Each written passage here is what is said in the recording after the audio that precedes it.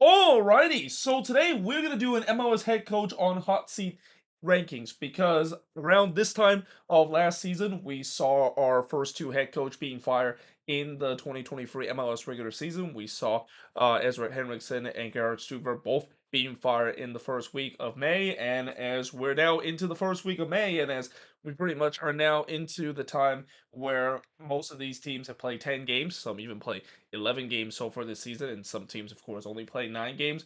We have a good sample size of how each team has performed, and there's definitely going to be start to be some pressure and some hot seat that some of these head coach are already sitting, knowing that nowadays in MLS it seems like the head coach turnover is at its all-time high. I mean, last season we had 9 head coaches being let go, and I won't be surprised we might see a similar number, especially like I said, this is around the time of the period where we will definitely see some GMs are going to pull the trigger and basically said that, yep, this is not working. We need a coaching change to get things back on track.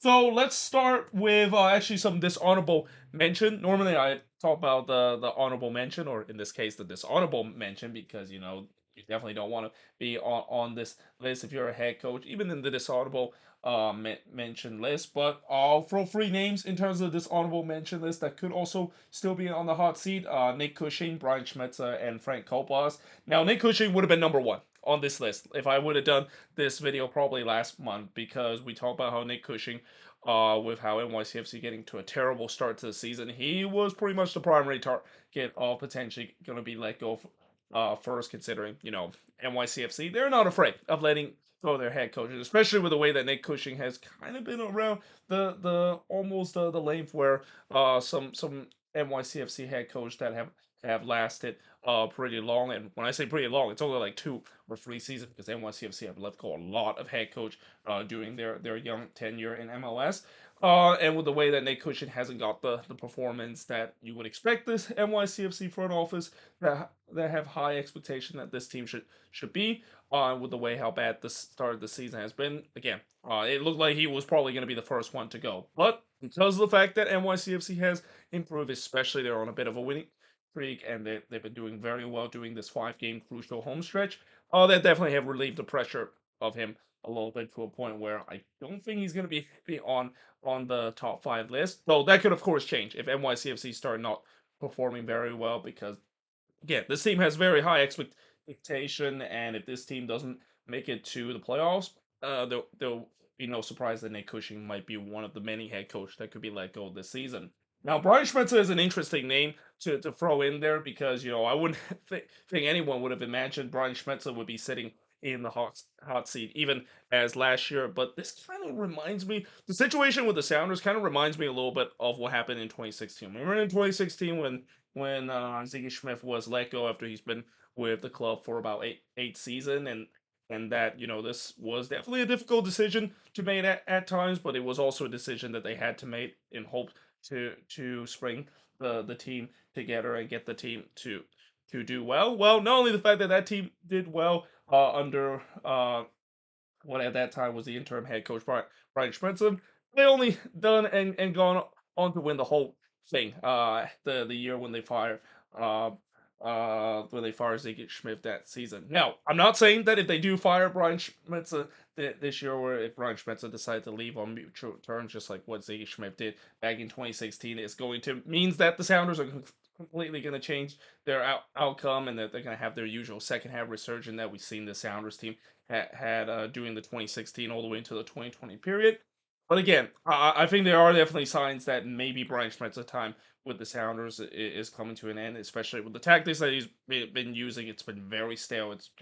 It feels like teams have figured out how to play against the Sounders, and especially the setup that Schmetzer has used, to a point where, again, I would not be surprised that we could see a very similar situation that the Sounders incurred themselves in 2016, and do it the same thing now in 2024. Decide to let go of their long term head coach that's been there for a while, and then replace one new, and will instantly give boost to the team, to a point where don't be surprised if they once again go all the way to MLS Cup, and basically have a second half resurgence. That, as I said, that was the thing that the Sounders are very known for doing 2016 all the way into 2020.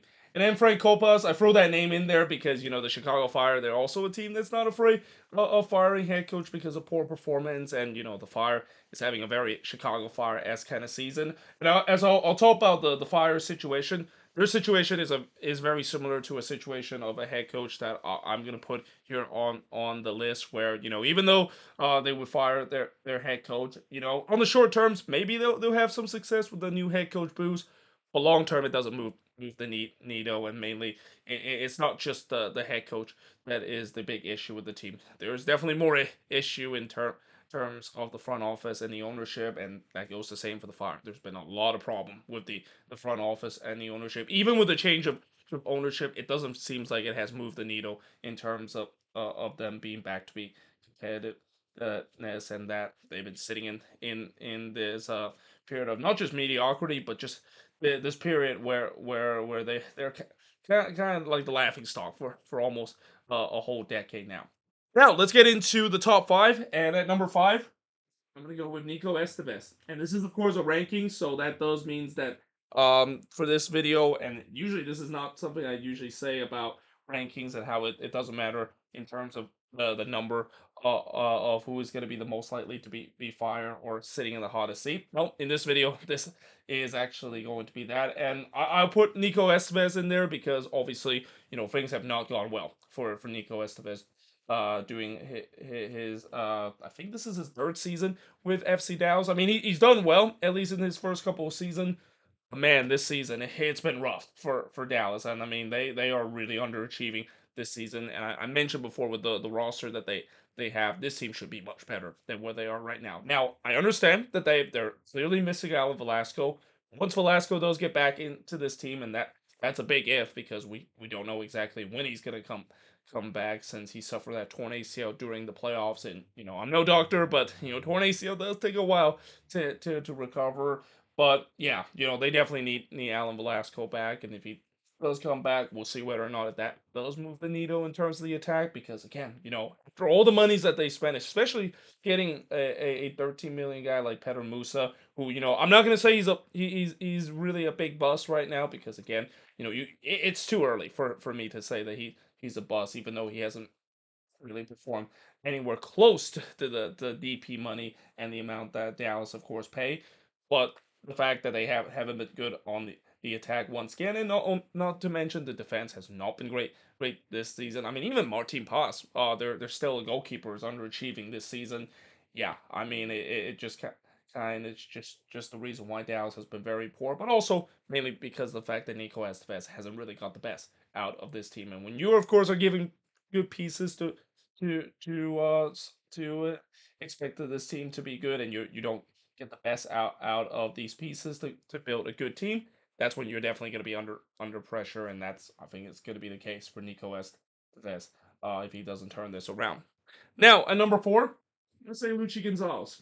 Now I will say that I also would not be surprised if Luchi Gonzalez would let go in these upcoming weeks, or even in these upcoming months. But like what I said about Frank Colpas and the situation that the Chicago Fire is in, Quakes are basically in that same situation right now, where I know I am, and along with all the Quakes fan base, are a little frustrated in terms of Luchi Gonzalez tactics. I mean, I know in the first year they made it to the playoffs, but let's be honest, they really made it to the playoffs with kind of some luck, and not to mention a couple of guys that were clearly carrying the team. I mean, Daniel was carrying the team, stealing some resort, and Christian Espinoza basically being a god for almost the entire season. But it's no surprise that once both of those guys haven't really carried the team as much as what we saw last season, that this team completely falter. And not to mention the tactics that Luchi Gonzalez used. I mean, again, there's a reason why a lot of Quakes fans are saying this feels like very Dominic Kinnear kind of ways that the Quakes are playing, because it is. I mean, the tactics that Luchi Gonzalez are using is very similar to what Dom Kinnear has used, very negative tactics at times, especially on the road too, of just kind of holding on for dear life, something that just kind of drive every Quakes fans crazy during the Dominic Kinnear era. And that yeah, I won't be surprised if this poor run continued for the Quakes. Luchi Gonzalez may be get the axe, but again, it's like I said about the Fire situation. even though that probably could work short term, and the Quakes could maybe have a bit of a good run after Luchi Gonzalez being fired and replaced with an interim head coach, it doesn't really move the needle long term. I mean, it's pretty obvious what's the long term issue with the Quakes. It's the front office. It's clearly the ownership and the current owner that is in this team. I mean, between him and maybe even Joey Saputo or Anthony Precourt, those are three of the most hated owner right now in MLS. And that again, unless if John Fisher is not going to sell this team, and unless if this front office is going to continue to stagnate in terms of trying to build a decent roster, that's going to be how it doesn't matter who comes in to coach this team. You could have the best head coach in the world. You can even have Wilfred Nancy coach this Quakes team, and I know Wilfred Nancy has done an incredible job with the Columbus Crew, and I mentioned many praise of him doing a great job. But even if Wilfred Nancy come into this team, I will not be surprised he would fail too with the Quakes, because again, it's just this has been the story for the Quakes, and the same goes for the Chicago Fire, where it's a decade long of struggles. And that the only difference between the Quakes and the Fire is at least the Quakes occasionally did make a couple of playoff appearances, but they were knocked out immediately. But it's kind of the same resort. It's been a frustrating last couple of years, and really for the past decade for the San Jose Earthquakes team, and really changing head coach hasn't really moved too much of a needle. Like not even Mateus Almeida when he come to this team, which at least he kind of make the Quakes fun to watch. Really change the needle. The fact that this team at times could be either a French playoff team or just completely fall off the map. At number three, let's say Oscar Pereira. So again, this is an interesting one because Oscar Pereira has just also, I just realized I think I spelled his name wrong, right? Yeah, I did. I spelled his name wrong there. But yeah, for Oscar Pereira, this is an interesting one because he just signed a new contract for Orlando City. But, this is definitely not looking good for Orlando City in the beginning of the season. And in some way, I kind of talked about this before last season, or at least in the beginning of last season, and even in the prior season in 2021, where the way that Oscar Pereira doing his time with Orlando City has kind of reminds me doing his time with FC Dallas, where yes, he can of course get the team doing well on the short term, and that if you of course give him talent, which Orlando City has, he can definitely guide you to maybe a couple of deep playoff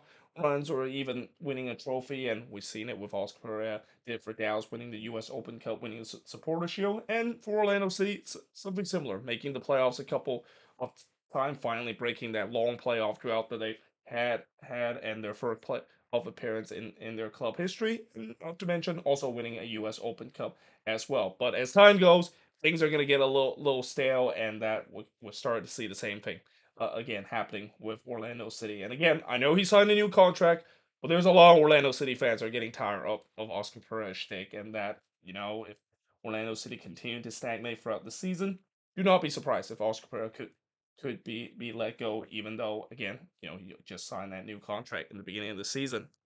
Now, at number two, it's gonna be Gary Smith, and I know this is probably going to be one name that a lot of people are thinking that he could be the most likely to be fired next, because Gary Smith, I'm pretty sure he is probably one of the most hated man, if not the most hated man right now with Nashville SC. And again, I think this is an example of a head coach that at first he brought in this ideas of being a defensive kind of structure to a team, and while of course worked out at least for the first couple of years for Nashville, it hasn't really worked out in these last couple of years, mainly because he hasn't really been able to be evolving his tactics. While teams have started to figure out what exactly Gary, Gary Smith, of course, his tactics is used and how to play against Nashville, he hasn't even evolved, and that's kind of what you get with Nashville right now.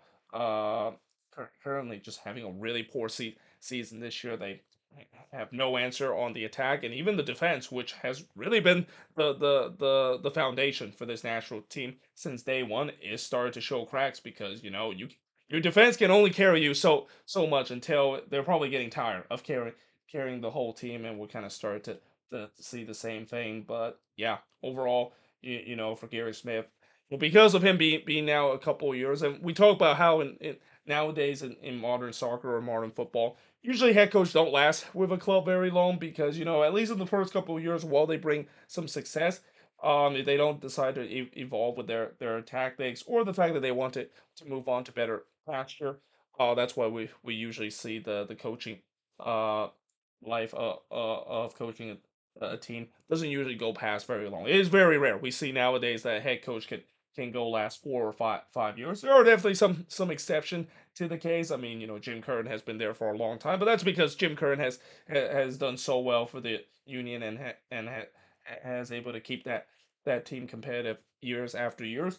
Peter Vermees, his one that is another example, though. I would say that some Sporting KC fans would want to put Peter Vermees as a dishonorable mention because yeah, I think a lot of Sporting KC fans are probably tired of Peter Vermees tactics, and that he's kind of almost fall in the same category of Brian Schmetz, where it's outdated tactics, refuse to evolve the tactics, and now just getting to a point where he just kind of too not only too stubborn, but almost very arrogant in terms of not realizing seeing that the tactics that he used and the things that he's keep doing, which is not make substitution and openly admit the fact that that's not an issue, has kind of got over his heads. But again, for Gary Smith, going back to his situation, because he's been there since day one, and that he's kind of getting to the life of where you sleep head coach that doesn't usually evolve with tactics end up in the chopping block.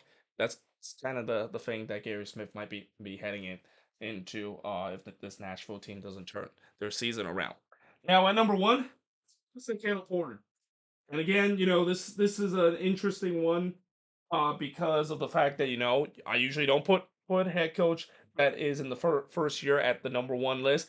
You have to really screw things up if you're in the number one list or even in the top five list in terms of the first year head coach to be in the MLS head coach hot seat index. But unfortunately, that's the situation Caleb Porter finds himself in. I mean, one win so far this season in league play, and that, yeah, I mean, it's been a disastrous start for this New England Revolution side. Now, I get it. Yes, they still are dealing with injuries, and they're still dealing with kind of a little bit of the aftermath of the Bruce Arena fiasco that we still that kind of fiasco still hasn't really come to a conclusion. But at the end of the day, as much as I know Caleb Porter has kind of did well for New England doing their time in the CONCACAF Champions Cup. Let's be honest, they were facing against Minnow team and they got absolutely found out against Club America. I mean, they were played off the park, and that's just kind of putting it lightly. Consider the final aggregate score of that two-legged affair, and then in league play, it's even worse. I mean, every single game they look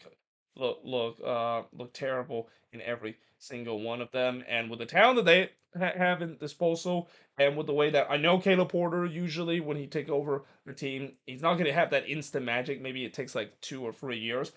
But I don't remember a Caleb Porter team during his time with Columbus and the Portland Timbers started this badly as he is leading this New England team. And again, when you have a first year head coach, usually they would maybe get the benefit of the doubt. But if you're being led to a team that has a lot of talent and should clearly be doing much better than they are this season, that is the New England Revolution. I mean, I would not be surprised if New England feel like, yeah, Caleb Porter is definitely not the answer, even though we're only 10 game into the season. I mean, we've seen it before, where first year head coach getting fired very soon, mainly because it just hasn't really quite worked out whatsoever, and that we could maybe be started to see the same case with Caleb Porter because of the disastrous start that this New England team is having in the beginning of this season. But there you have it. That is pretty much this in terms of looking at all these MLS head coaches that I think is on the hot seat and most likely could be fired next. Let me know in the comments below what do you think of this list, and if there's any head coach that I didn't mention here in the top five or even in the dishonorable mention list. Again, I think Sporting KC fans will definitely say that I should have put Peter Remise on there, but I will say that one thing about Peter Remise, as much as there could be a case that he could get fired this season because of the way that he's been with that club for so long now, and that it seems like the front office is kind of showing that complacency that, well, yes, Peter Remise hasn't really done very well, but he's been here for so long. We're gonna show that loyalty that he can maybe turn this around. I mean, he has shown that he is able to turn around. Like last season when they got off to that disastrous start, he turned it around and they made it to the playoffs. Again, I think maybe that's kind of what the Sporting KC front office is thinking. And despite all the blown leads that Sporting KC has had, they're not really that bad, doing that bad this season, and they're still within contention of the playoffs. But I can understand why Sporting KC fans would think that I should put Peter Remise on this list. But let me know also in the comments below who else you think that should be on this list or even in the dishonorable mention list. But until then, hope you guys enjoyed this video. If you do, make sure you guys leave a like, smash the subscribe button, and yeah, I of course will see you guys next time.